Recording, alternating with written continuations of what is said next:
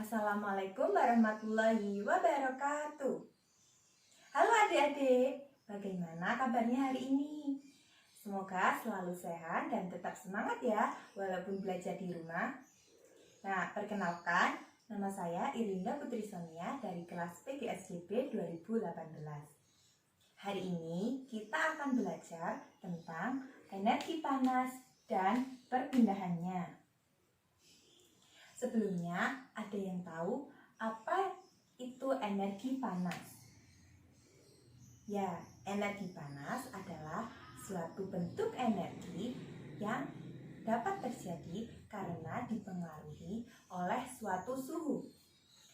Energi panas dapat berpindah dari satu tempat ke tempat yang lain karena perbedaan suhu. Energi panas sering juga disebut dengan kalor. Kalor atau panas adalah suatu energi yang dapat berpindah dari benda yang satu ke benda yang lainnya. Panas dapat berpindah dari benda yang awalnya bersuhu tinggi ke benda yang bersuhu rendah. Nah, apakah kalian tahu alat untuk mengukur kalor disebut apakah alat itu? Alat untuk mengukur kalor atau panas disebut kalorimeter. Nah, kita akan membahas energi panas dapat berpindah melalui 3 cara. Yang pertama, energi panas dapat berpindah melalui cara konduksi. Yang kedua, energi panas dapat berpindah melalui konveksi. Dan yang ketiga, yang terakhir, energi panas dapat berpindah melalui radiasi. Nah, kita akan membahas satu persatu, yaitu konduksi, konveksi, dan radiasi. Yang pertama yaitu energi panas berpindah melalui cara konduksi. Nah, apakah adik-adik tahu apa itu konduksi? Konduksi adalah cara perpindahan panas melalui zat perantara. Nah, apakah kalian tahu zat perantara itu apa? Ya, zat perantara adalah suatu zat yang menghubungkan antara benda satu ke benda yang lainnya. Energi panas atau kalor secara konduksi disebut juga energi panas secara hantaran. Nah, apa sih hantaran itu? Hantaran adalah perpindahan panas dengan cara hanya energinya saja, yaitu berupa panasnya. Nah, contohnya dari konduksi yaitu ketika kalian memanaskan batang besi ke api yang menyala. Yang kedua, ketika kalian menyetrika baju. Nah, yang kedua yaitu energi panas dapat berpindah melalui cara konveksi. Apakah kalian tahu apa itu konveksi? Nah, konveksi yaitu cara perpindahan panas melalui zat perantara disertai perpindahan zat perantaranya juga. Nah, biasanya terjadi pada zat cair ataupun gas.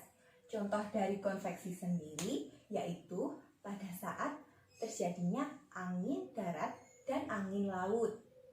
Yang kedua, pada saat merebus air. Yang ketiga, yaitu energi panas berpindah melalui radiasi. Apakah adik-adik tahu apa itu radiasi? Ya, radiasi merupakan perpindahan panas tanpa melalui zat perantara. Contohnya dari radiasi adalah, apakah adik-adik pernah mengikuti kemah? Nah, di saat mengikuti kemah, pada malam hari pastinya akan menyalakan api unggun. Nah, adik-adik pasti pernah meletakkan kedua tangan ke dekat api unggun. Maka kedua tangan akan terasa lebih hangat. Itulah yang disebut proses radiasi.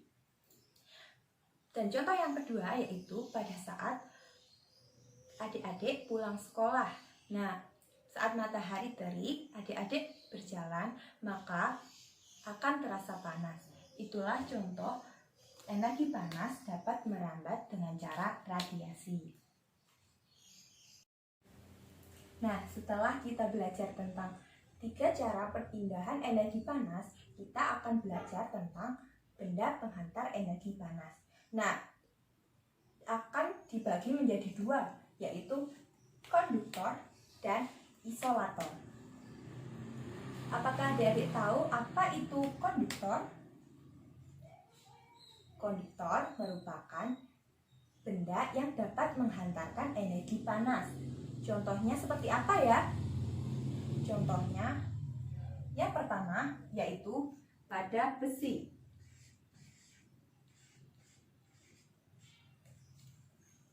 Yang kedua yaitu pada tembaga.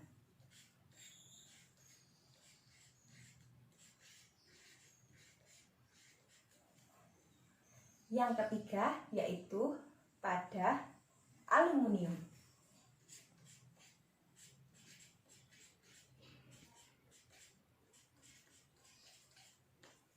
Nah, ini adalah benda-benda yang dapat menghantarkan energi panas.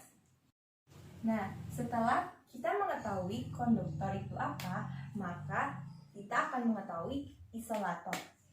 Apakah kalian tahu apa itu isolator?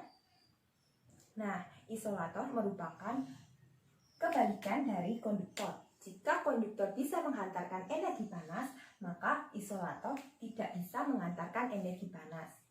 Nah, apakah kalian tahu contohnya seperti apa? Ya, contohnya yaitu kayu. Yang kedua yaitu plastik.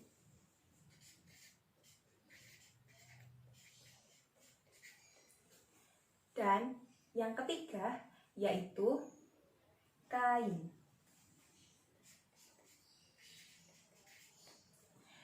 Ketiga benda ini tidak dapat menghantarkan energi panas.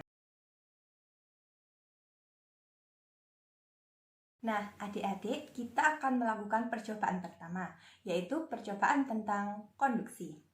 Bahan-bahannya yaitu lilin, sendok besi, dan korek api. Yang pertama yaitu nyalakan lilin.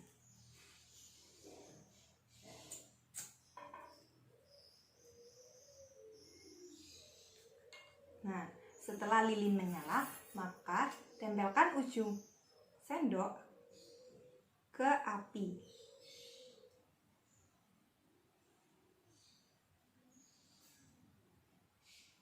Tunggu beberapa saat, maka panas pada ujung sendok yang terkena api akan merambat pada bagian sendok lainnya. Maka kalian akan merasakan panas pada ujung sendok yang kalian pegang.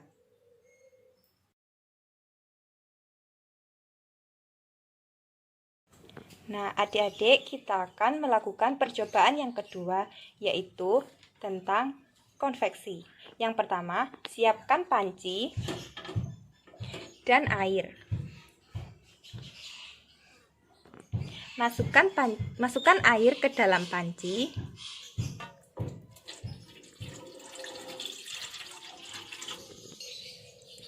Lalu nyalakan api.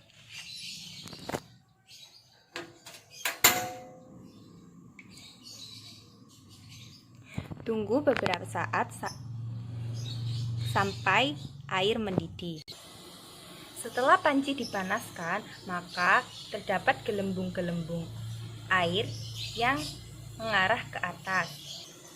Nah, pada peristiwa merebus air, panas akan mendidihkan molekul air yang berada pada bagian bawah, sehingga molekul air yang mendidih akan naik ke atas dan menekan molekul air yang belum mendidih untuk ke bawah.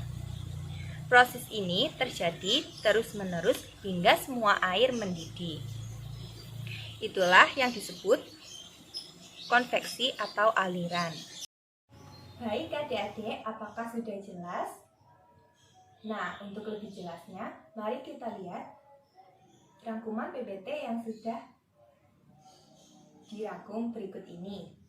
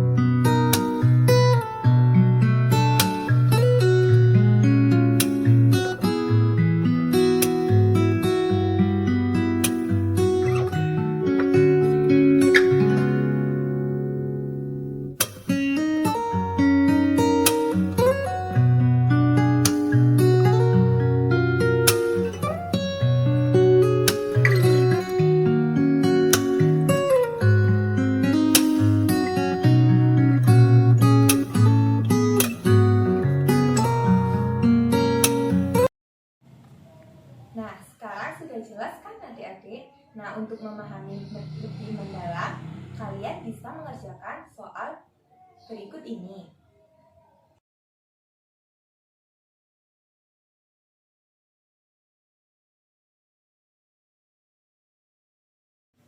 Itulah materi yang dapat saya sampaikan. Terima kasih atas perhatiannya. Wassalamualaikum warahmatullahi wabarakatuh.